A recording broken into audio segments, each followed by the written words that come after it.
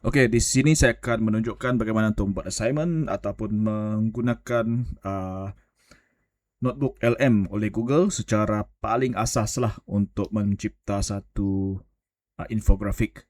Okey, jadi dalam kes ini kita akan menggunakan apa yang dipanggil sebagai SPI, surat perkeli ikhtias yang berkaitan dengan RPH. Okey, jadi untuk membolehkan anda, kalau cikgu Malaysia ni, kita perlukan login kepada ID Delima lah. So kalau untuk saya sudah letakkan di desktop saya, iaitu di sini. Jadi saya cuma perlu klik dan automatically dia akan bawa saya kepada ID Delima saya lah. Dan untuk menggunakan ID Delima ni, untuk menggunakan AI Tools ataupun menggunakan Notebook LM, klik pada AI Tools dan klik pada Notebook LM. Begitu mudah lah. Dan ia akan membuka folder untuk Notebook LM anda. Okay, seperti yang tertera di sinilah. Okay, tertera di sini. Jadi di sini saya banyak menggunakan Notebook LM ni untuk buat perbandingan telefon lah. Okay, jadi untuk menggunakan ID Delima ni senang saja. Klik pada Create New Notebook dan ianya akan membuka satu canvas lah seperti yang anda lihat di sini. Jadi di sini banyaklah perkataan yang cikgu boleh baca sendiri.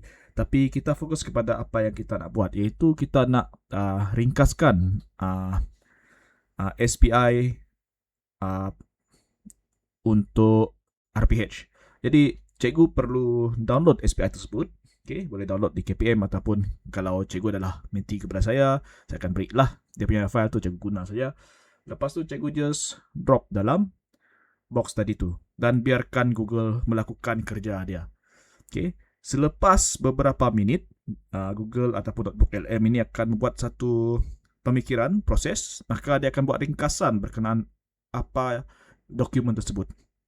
Jadi untuk membuat infografik, kuis, peta minda, cikgu pergi kepada bahagian studio di sebelah kanan skrin cikgu dan kliklah infografik.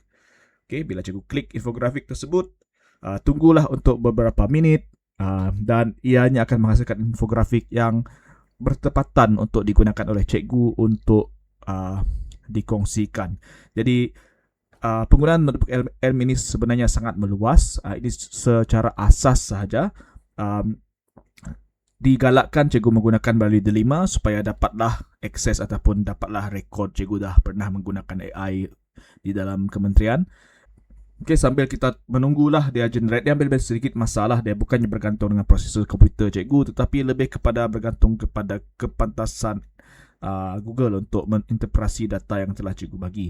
Jadi macam saya katakan tadi, saya menggunakan Notebook LM ini banyak untuk membuat perbandingan telefon ataupun komputer yang saya nak resek dan nak beli. Jadi banyaklah perbandingan saya gunakan di mana pelbagai instrumen saya gunakan untuk melihat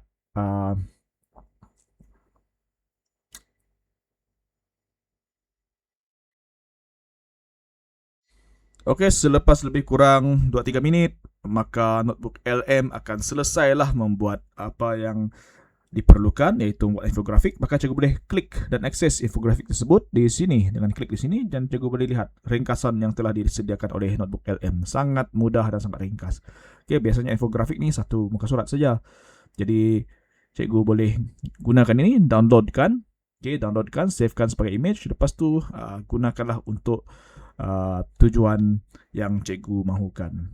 Demikian sahaja cara untuk menggunakan Notebook LM secara asas. Sebenarnya banyak lagi fungsi Notebook LM ni, tetapi yang ni paling basic lah, paling asas. Okay, so itu saja. Thank you.